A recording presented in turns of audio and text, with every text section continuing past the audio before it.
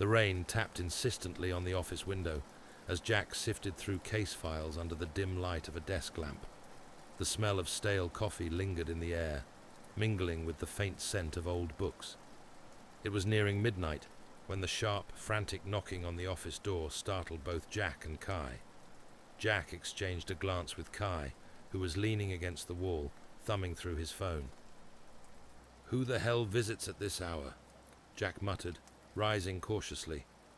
The door swung open to reveal a man in his late 40s, drenched to the bone, his face pale and drawn. His trembling hands clutched an old leather journal. "You're Jack Knight, right? The detective? And you're Kai, his partner?" His voice cracked with desperation.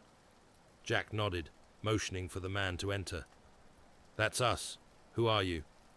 "Henry Grayson. My wife. My wife's been murdered." The man's eyes were wild with grief and fear. He staggered into the room and collapsed into the nearest chair, his wet coat leaving a dark stain on the upholstery. "The police. They don't believe me. They think it's some lunatic copycat. But it's not. It's him." Jack frowned, crossing his arms. "Him? Who?" Henry's voice dropped to a whisper. "Jack the Ripper." Silence fell in the room, broken only by the rhythmic ticking of the wall clock. Kai leaned forward, studying the man's face. "That's quite the accusation. What makes you think it's him?" Henry shakily held up the journal. "My wife, Margaret. She was researching the Ripper for her historical society. She found this in the archives of an old building. After that, she started noticing strange things, symbols, whispers, shadows following her. And then," his voice cracked, "they found her in Whitechapel, carved up like one of his victims." Jack took the journal from Henry and flipped through it. The pages were filled with detailed, almost obsessive entries about the Ripper's killings, along with strange symbols and references to rituals. Jack felt a chill run down his spine. "She said she was close to finding something," Henry continued. "She told me she'd uncovered a link between the murders and something older, something evil." Kai raised an eyebrow. "And the police? They're not following up on any of this?" "They dismissed it," Henry spat bitterly. "Said it was a random act of violence. But I know better. This isn't random. Margaret knew too much, and now she's dead." Jack leaned back in his chair, narrowing his eyes. "How do you know to come to us, Mr. Grayson?" Henry hesitated, his gaze flickering toward Kai before meeting Jack's intense stare. "My friend, Sarah. You helped her find her boy when he disappeared in the tunnels a few months ago. She said you believed her when no one else did. That you don't dismiss things just because they sound impossible." The name hit Jack like a whisper from a dark place. Sarah Tanner, the mother whose son was taken by the crier, the entity that had nearly cost him and Kai their lives in the tunnels. He could still hear the faint echoes of the boy's cries in his nightmares. Jack straightened, his voice calm but resolute. "All right, Mr. Grayson, we'll take the case, but you need to tell us everything you know." Henry nodded, his hands still trembling. "You don't know how much this means to me." The next morning, Jack and Kai stood outside the rain-slicked facade of Whitechapel Historical Society, Margaret's last known workplace. The building was old, its brickwork darkened by decades of soot and damp. Inside, the air smelled of aged paper and faint mildew, the kind of scent that clung to places steeped in history. They were greeted by a somber curator, an elderly man named Mr. Fowler, whose voice trembled slightly as he led them to Margaret's small office. She was a brilliant woman, Fowler said, adjusting his glasses with shaky hands. Dedicated to her work, it's such a terrible loss. Jack's eyes scanned the cramped office, where stacks of papers teetered precariously on every surface. A narrow, barred window let in just enough light to accentuate the dust motes floating in the air. Did she mention anything unusual before her death? He asked, his tone measured. Fowler hesitated, then sighed. Well, there were rumors. Margaret spoke of seeing strange things while working late. She claimed the shadows moved when they shouldn't, and there were voices. His face tightened in discomfort. I told her it was just her imagination. Voices? Kai asked, stepping into the room and leaning casually against the doorframe. What kind of voices? She said they whispered things. Indistinct, but unsettling, Fowler murmured, looking away. I thought she was just stressed. This work, you know, it can get under your skin. Jack exchanged a look with Kai, then gave the curator a polite nod. We'll take it from here. Once alone, Jack and Kai began combing through the chaotic piles of Margaret's research. Amid the clutter, Jack set the leather journal Henry had given them on the desk. The faint smell of old paper filled the room as he flipped through the journal's aged pages, each one covered in precise, obsessive handwriting. Margaret's notes were scattered across the desk, scribbled in a rush, some with corners creased, as if she'd been referring back to them repeatedly. The connection was unmistakable. She was on to something, Jack said, his voice low. He traced a finger over a page in her notebook, comparing it to the journal. The symbols matched, strange, twisting shapes, annotated with fragments of Victorian slang and phrases in Latin that felt almost alive with menace. Look at this, he murmured, showing it to Kai. Kai leaned in, studying the strange script. It's not just coincidence. She must have known what these meant. Jack nodded, the chill in the room pressing closer as he tried to imagine what Margaret had discovered and what it had cost her. On her desk, her laptop hummed faintly, the screen still active. Jack clicked the mouse, bringing up a half-written email addressed to her husband, Henry. He read the words aloud, his voice heavy with unease. I think I've found proof, not just of who the Ripper was, but of something much bigger. I can't write it all here. It's not safe.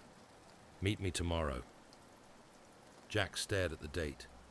The email was written just one day before her murder. Kai's voice cut through the silence. This wasn't just research. She found something someone didn't want revealed. Among her notes, Kai found something else.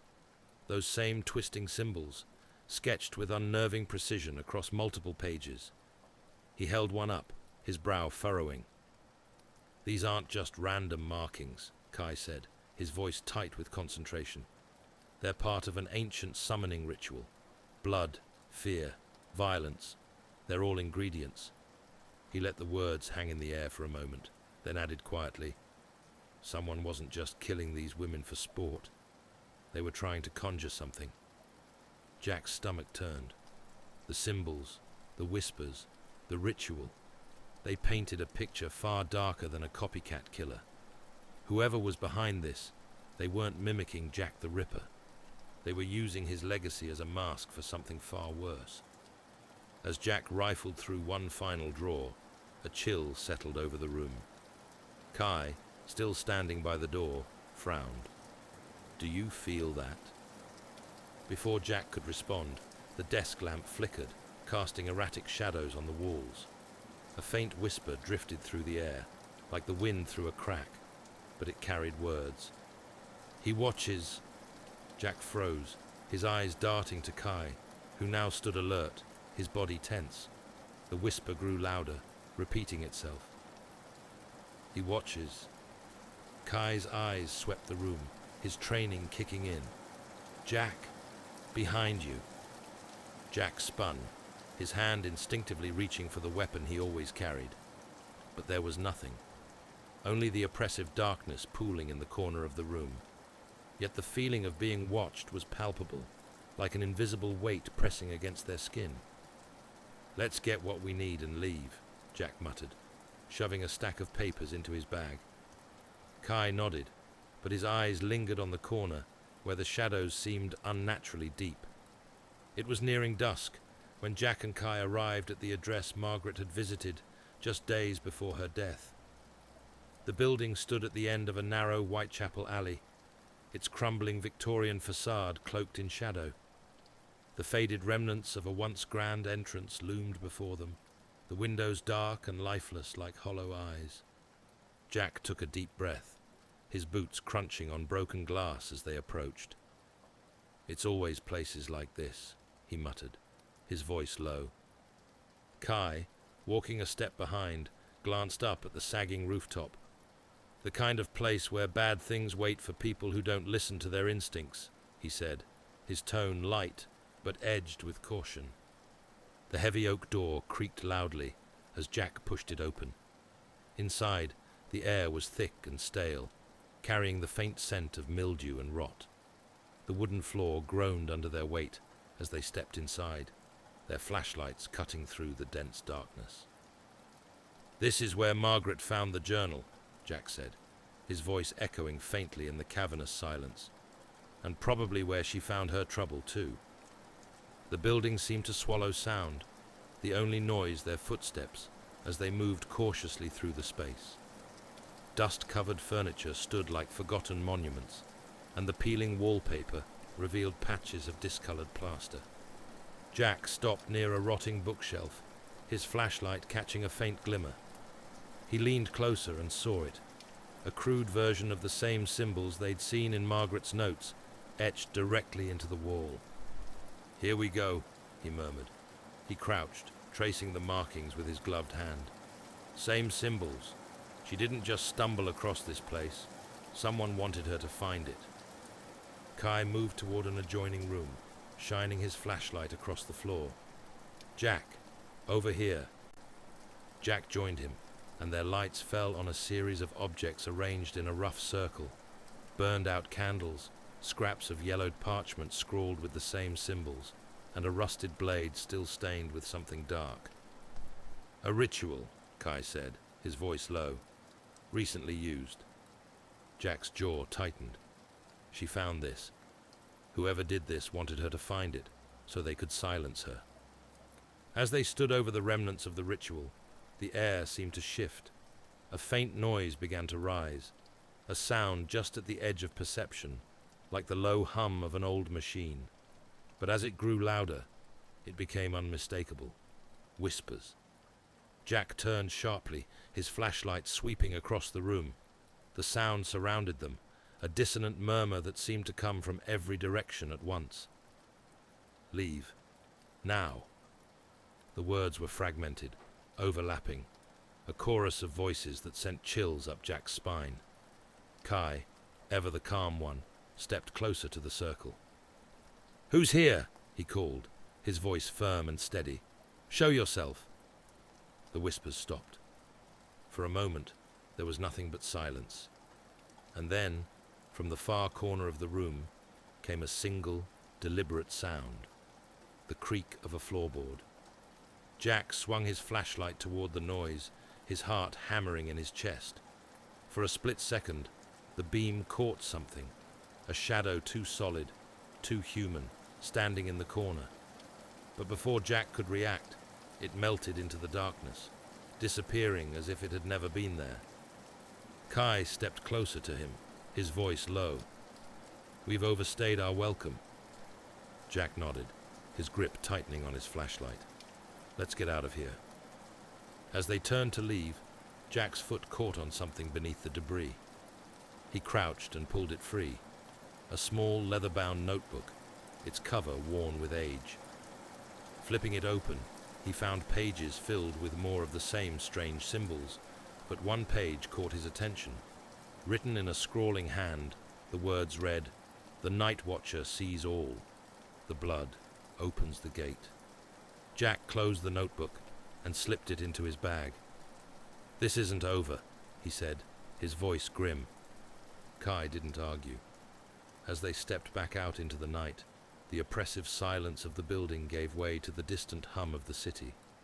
But the feeling of being watched lingered, following them out like a shadow that refused to let go. Back in their dimly lit office, Jack spread the contents of his bag across the desk. The small leather notebook he'd found in the Victorian building sat in the center, its pages cracked and brittle with age. Beside it were Margaret's notes, the journal Henry had given them, and the hastily scribbled symbols from the ritual site. Kai leaned against the wall, arms crossed, his eyes fixed on the notebook as Jack flipped through its pages. The phrase, "The Night Watcher sees all."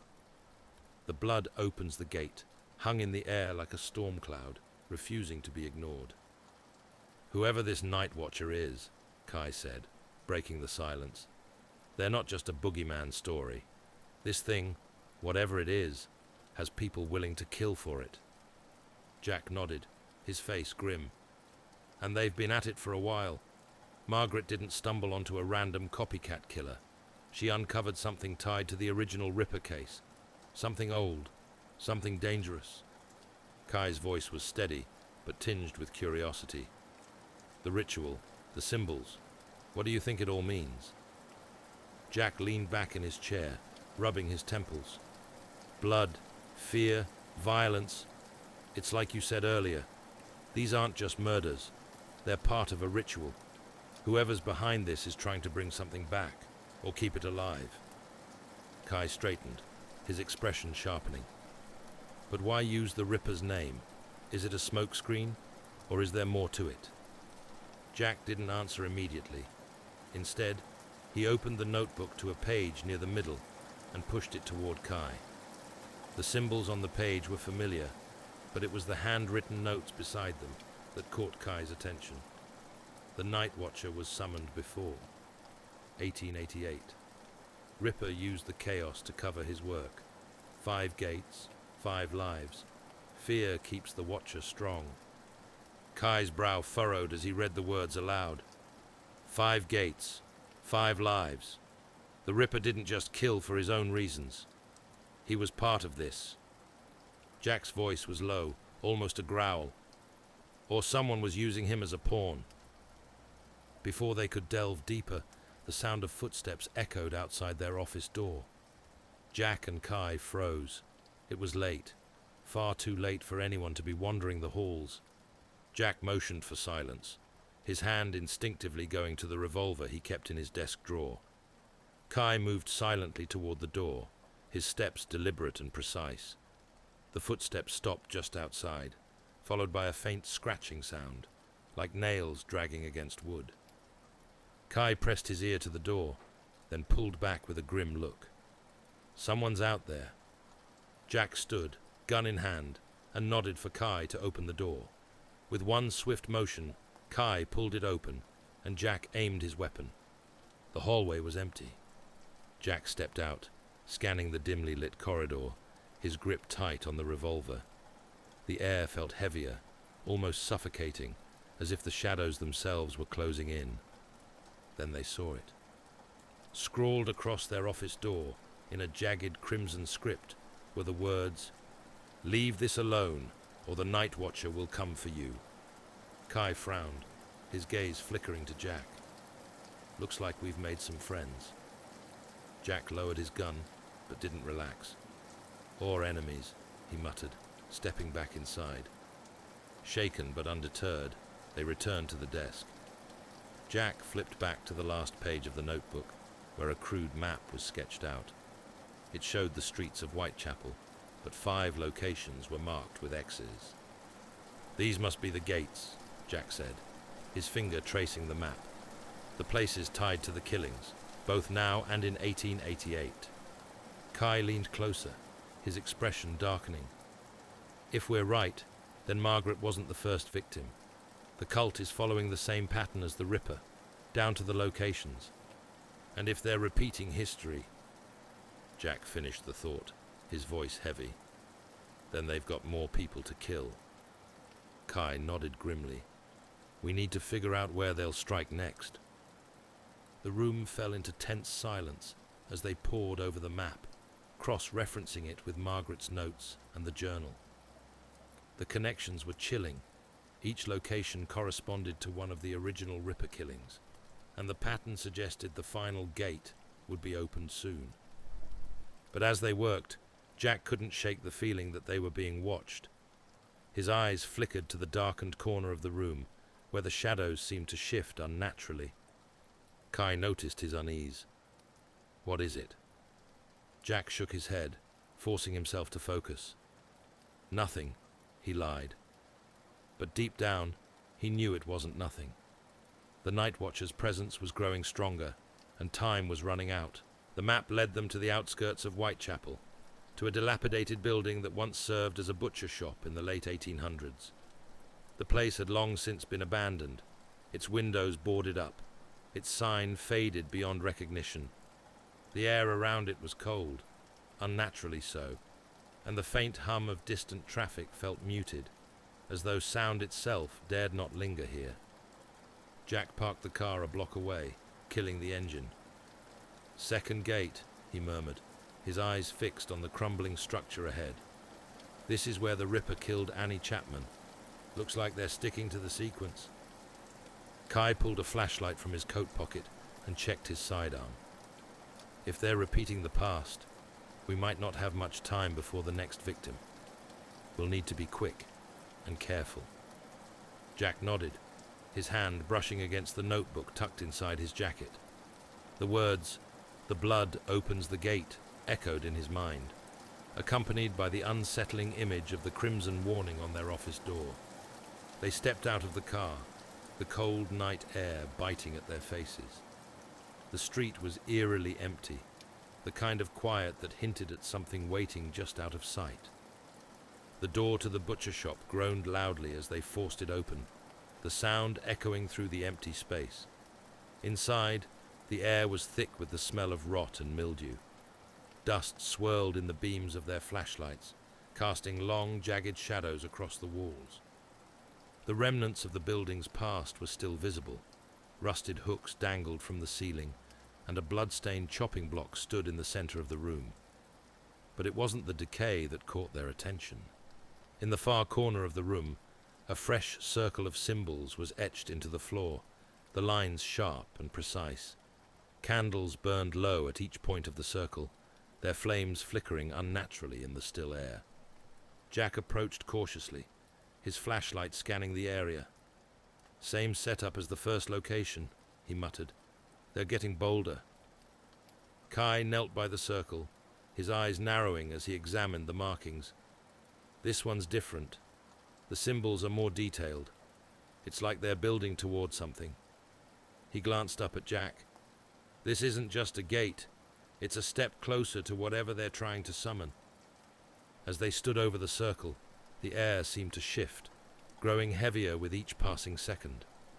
A low hum filled the room, growing louder and more dissonant until it became a series of whispers. "The gate is open. You cannot stop us." Jack froze, his flashlight darting across the room. "You hear that?" Kai stood, his hand on his weapon. "I hear it." His voice was steady, but his eyes betrayed his unease. The whispers grew louder, more frantic, overlapping, until they were almost a scream. And then, as suddenly as they began, they stopped. Jack and Kai turned toward the door, just as it slammed shut with a deafening bang. The sound reverberated through the room, and the candles in the circle flared brightly before snuffing out, plunging them into darkness. "Kai!" Jack barked, his flashlight flickering. "I'm here," Kai replied, his voice calm but tense. And then they saw it. In the corner of the room, where the shadows were deepest, a figure began to form. It was tall and impossibly thin, its body shrouded in darkness that seemed to writhe and twist like smoke. Two glowing eyes pierced the darkness, fixing on them with a malevolent intensity. "The Night Watcher," Jack whispered, his voice barely audible. The figure took a step forward, its movements unnaturally smooth, as though it were gliding rather than walking. The room grew colder with each step, and Jack felt a pressure in his chest, as if the air itself were being pulled from his lungs. Kai drew his weapon, aiming at the figure. "Stay back," he commanded. The Night Watcher paused, its head tilting to one side, as if studying them. Then, without warning, it lunged. "Move!" Jack shouted, shoving Kai toward the door as the figure closed in. They bolted through the darkened building, their footsteps echoing wildly as they navigated the maze of hallways and debris. The Night Watcher's presence followed them, the shadows seeming to reach out and grab at their heels. As they rounded a corner, Kai spotted a narrow staircase leading to the basement. "This way!" he called, descending 2 steps at a time. Jack followed close behind, his flashlight bobbing wildly as they plunged into the darkness.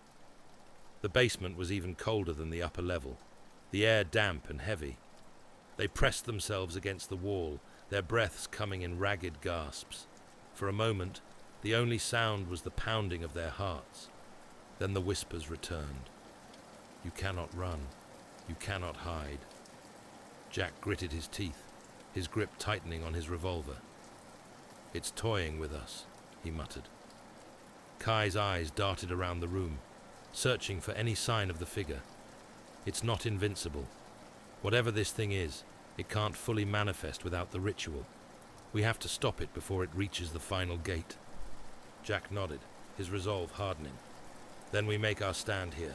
The oppressive whispers filled the basement, echoing off the damp stone walls and burrowing into their minds.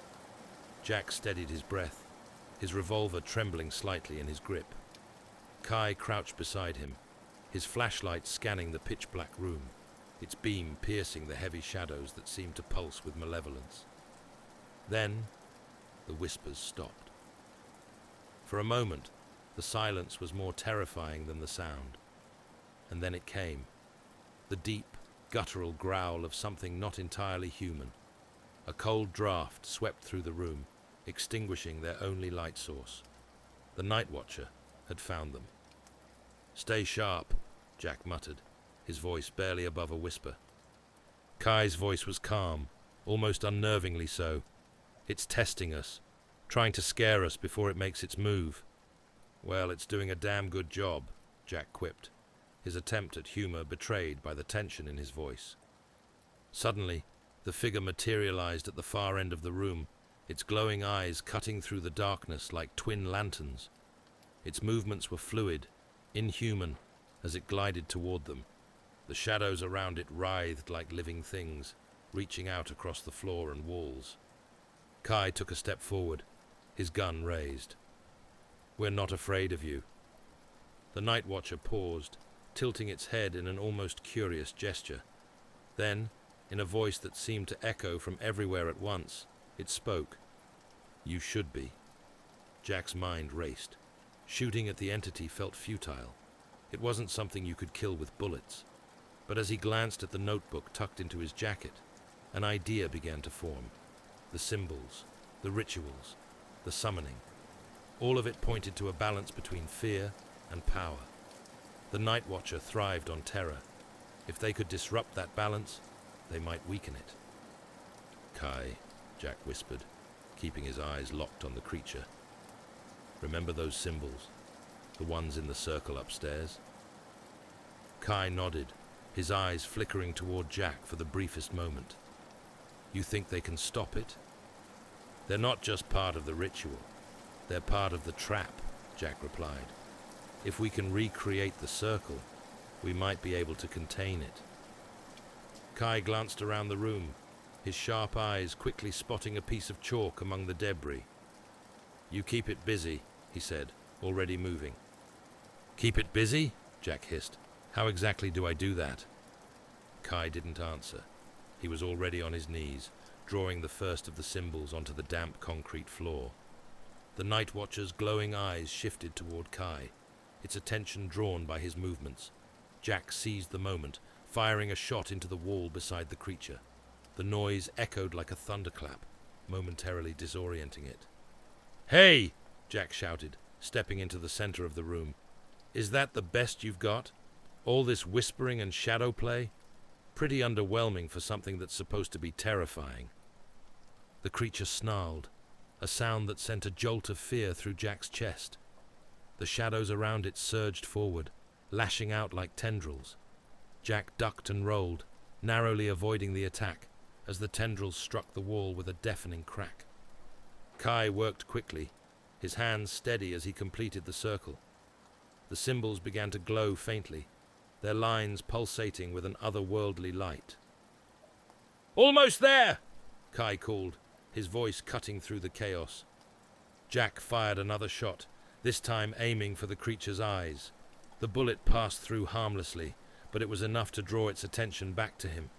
The Night Watcher lunged, its form twisting and distorting as it closed the distance. Jack braced himself, his heart pounding, when suddenly the circle flared to life. The glow intensified, filling the room with a blinding light. The Night Watcher froze mid-lunge, its body convulsing as if caught in an invisible net. Kai stood, his face illuminated by the glowing symbols. "Jack, get out of the circle." Jack dove to the side, just as the light surged upward, forming a barrier that trapped the creature inside. The Night Watcher thrashed against the invisible walls, its guttural growls turning into a high-pitched wail. The symbols pulsed brighter with each second, the room shaking violently as the ritual reached its climax. "You think this will stop me?" the Night Watcher hissed, its voice fragmented and distorted. "I am eternal. I will return." Jack stepped forward, his voice steady despite the fear coursing through him. "Not if we have anything to say about it." With one final pulse of light, the circle collapsed inward, dragging the Night Watcher into itself. The creature let out a bone-chilling scream before imploding into a burst of shadows. Then, silence. Jack and Kai stood in the now empty basement, their breaths coming in heavy gasps. The circle had burned itself into the floor, leaving behind a faint, smoldering outline. Kai broke the silence. That wasn't a victory. It was a delay. Jack nodded, slipping the notebook back into his jacket. "Yeah, but for now, it'll have to do." As they climbed the stairs and stepped out into the cold night air, Jack glanced back at the building. For the first time in hours, the oppressive feeling had lifted. But he couldn't shake the lingering thought. This wasn't the end. Not yet. The drive back to their office was silent, the weight of the night pressing down on both of them. Jack stared out the window, the city lights flickering past like ghosts of the past. The faint hum of the car engine was the only sound as they navigated through the winding streets of London. Kai finally broke the silence. "You know it's not over, right?" Jack didn't respond immediately. His fingers tapped a restless rhythm on the edge of the steering wheel. "Yeah," he said finally, his voice low. "The Night Watcher wasn't destroyed. We just stopped it from finishing whatever the hell it's trying to do." Kai leaned back in his seat, his eyes thoughtful. 5 gates. 2 down, 3 to go. If we don't figure out who's behind this, it'll come back stronger. Jack nodded, his jaw tight. Margaret died trying to stop this. Whoever's pulling the strings, they'll pay for what they've done. The office felt colder than usual when they stepped inside, the echoes of the night's events clinging to them like shadows.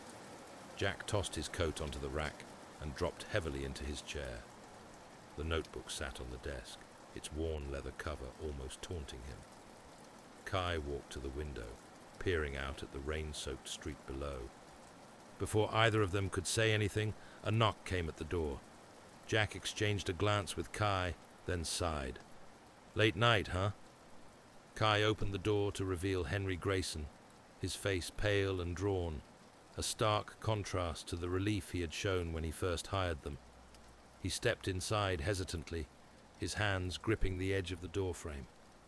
"Did you find anything?" Henry's voice was hoarse, his eyes darting between Jack and Kai. Jack leaned forward, resting his elbows on the desk. "We found what Margaret stumbled onto, a ritual tied to something called the Night Watcher. It's old, dangerous, and whoever's behind it isn't done." Henry's brow furrowed. "So, it's not over?" "No," Jack said plainly. "And the police won't be able to handle this. They'd call us crazy if we told them the truth." Kai added, "Margaret wasn't the first victim, and she won't be the last. This group, this cult, they're following the same pattern as the Ripper killings, but they're using those murders as a cover for something much worse. Henry sank into a chair, his shoulders slumping under the weight of their words. Then what do we do? What do I do? Jack's voice softened slightly. You stay safe. You've already lost enough, and whoever's behind this knows we're onto them now. Let us handle it. Henry nodded slowly, though the tension in his body didn't ease. Margaret was always so brave, he murmured, almost to himself. I just wish I'd believed her sooner. Jack exchanged a glance with Kai, who gave a small, reassuring nod. We'll do everything we can to stop this, Jack said firmly. After Henry left, the room fell into silence again. Kai turned back to the window, watching the rain streak down the glass. What do you think the Ripper's connection really was? You think he was just another pawn? Jack leaned forward, his elbows on the desk, and rubbed his face. I don't know. But the journal, the rituals, it's all tied to something older, something that didn't start or end with him. We need to dig deeper. Kai turned back to face him. If we're going to find the rest of these gates, we'll need to stay ahead of them, whoever they are. Jack nodded, but his mind was elsewhere. The faces of the victims, the crimson warnings, the whispers, it all swirled together in his thoughts like a storm. And beneath it all, one question loomed larger than the rest. Why now? As the clock ticked toward midnight, Kai began packing up for the night. Jack lingered, his eyes fixed on the notebook, tracing the faint outline of the night watcher's sigil burned into the cover. Then faintly, he heard it. A whisper. It was soft, almost imperceptible, like the wind brushing against the windows, but the words were clear. 3 more gates. Jack's head snapped up, his pulse quickening. The room was empty, save for Kai, who was zipping his bag across the room. You hear that? Jack asked, his voice sharp. Kai glanced at him, puzzled. Hear what? Jack didn't answer. Instead, he stood, moving to the window. The street below was empty, silent, except for the steady patter of rain. But the feeling was there again, that oppressive sensation of being watched. Let's call it a night, Jack said finally, his voice tight. Kai nodded, slinging his bag over his shoulder. We'll pick it up tomorrow. 2 gates down, 3 to go. Jack and Kai had survived the Night Watcher's wrath, for now. But with each passing day, the dark force behind the murders grew stronger, and the streets of London would soon run red again. The Watcher wasn't just waiting, it was watching.